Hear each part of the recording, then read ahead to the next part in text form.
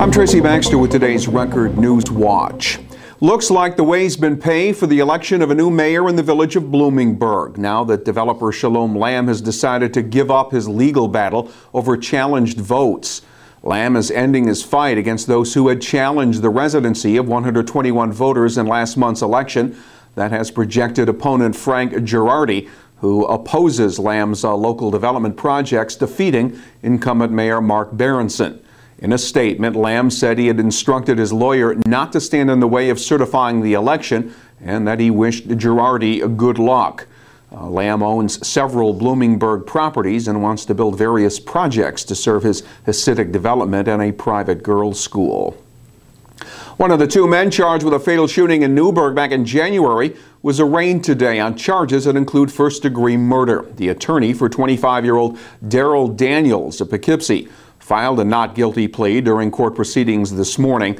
Bail for Daniels was set at $1 million cash or $3 million bond. Police say Daniels and Jaquel James shot and killed Jared Plant of Newburgh during a robbery. Plant was found dead after he'd crashed his car while trying to get away. James will be arraigned on Friday. Both he and Daniels face a maximum sentence of life in prison without parole.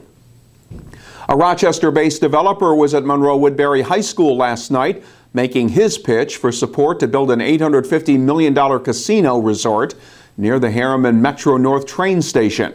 Asher Flom of Flom Management Company is looking to get backing from both the Woodbury Village and Town boards in his bid for one of the region's casino gaming licenses. Flom told the audience his company secured an option to buy a 129-acre site near the Harriman train station, and that a casino there would generate more than $42 million a year for Orange County, due to its proximity to the train station, the Thruway, and Woodbury Common. The Hudson Valley and Catskills are hoping to land 2 of the up to 4 casino licenses that'll be awarded later this year. Additional aid to education was included in the newly adopted state budget, but budget shortfalls remain in school districts like Newburgh and Middletown, which was why groups of parents, students, and school staff members protested Tuesday outside the Newburgh area offices of Assemblyman Frank Scartatos and State Senator Bill Larkin. Protesters say more state funding support's needed in the face of impending staff reductions and educational program cuts in many area districts. Despite a $3.6 million increase in state aid, the Newburgh district still finds itself with a $6.8 million budget gap. And while Middletown has been pledged $4.1 million in additional aid, district officials there say they may still have to consider shutting down their Truman Moon Elementary School. A Port Jervis couple has been indicted for their role in a gun theft case. 46-year-old Scott Core and 48-year-old Rose Core were named in a multi-count indictment stemming from the burglary of Sam and Mabel Sports Shop in Port Jervis last October, where more than 10 guns were stolen. Police say Scott Core drove the getaway car after Ryan Etchie and Kurt Van Riper burglarized the store. Police say Core then attempted to sell some of the stolen weapons in the city of Newburgh.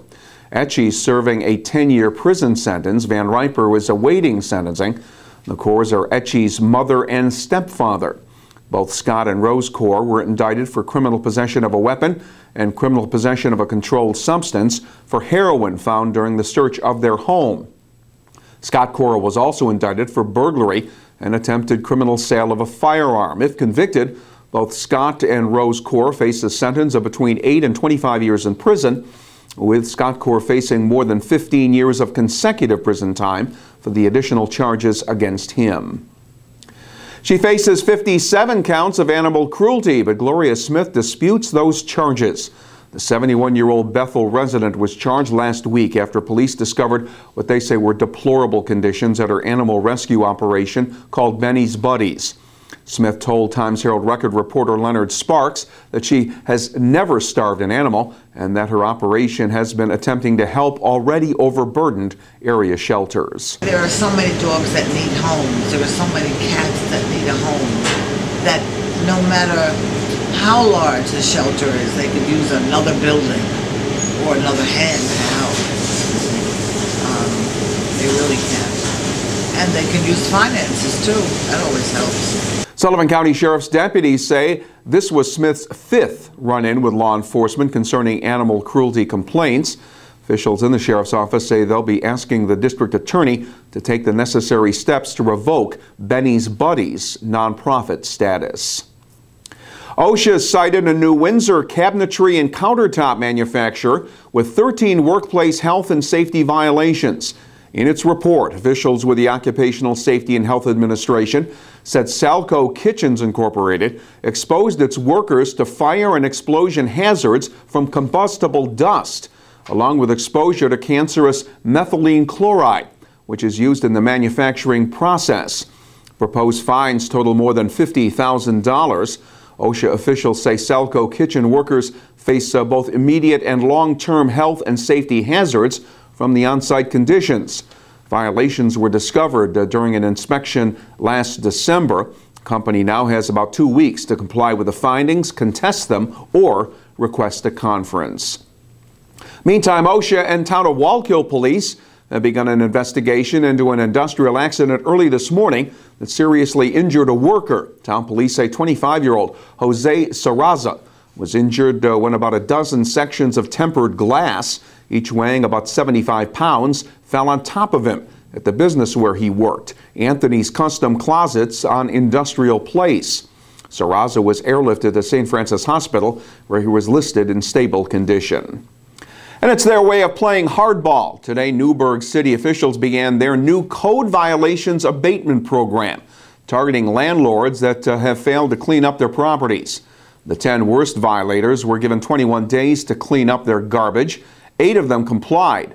And today, DPW crews paid a visit to the 2 other locations, one on William Street and the other on Chambers Street, where an assortment of debris was removed. Those 2 property owners will now be billed for disposal costs, manpower hours, and other related expenses. City officials say they'll revisit many of the properties to make sure dumping hasn't resumed. The sun returns tomorrow, but there could be more rain in store for us by the end of the week. It'll be partly sunny and pleasant tomorrow, with temperatures Thursday getting up around 60 degrees. Friday won't be as nice. It'll be cloudy with periods of rain likely, and the highs will only be in the low 40s. Get an edge on the day by starting it with the Times-Herald Record. And breaking news is just a click away right here at Record Online. For Record Newswatch, I'm Tracy Baxter.